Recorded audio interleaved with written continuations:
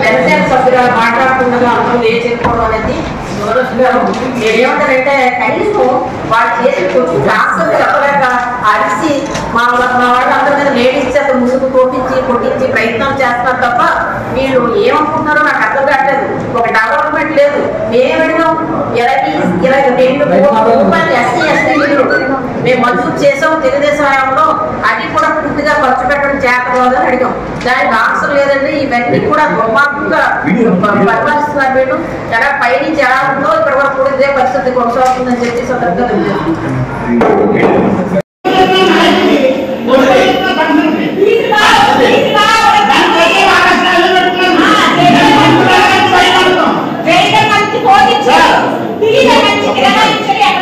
వైఎస్ఆర్ నాయకులు ఫంక్షన్లకి మన డిజీ గారు గొడుపతులు పంపించారు, ఏఈ గారు సామ్యాన్ని ఇచ్చారు, రెవెన్యూ డిపార్ట్మెంట్ నుంచి కిరాణా పంపించారు.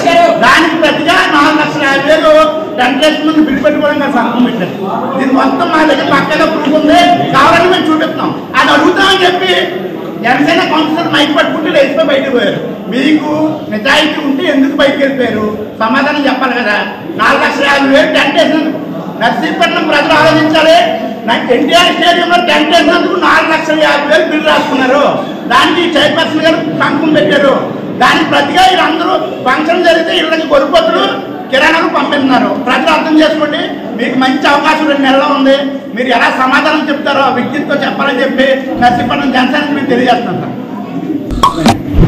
నిరంతర వార్తా సమాచారం కోసం మా వి న్యూస్ ఛానల్ సబ్స్క్రైబ్ చేయండి.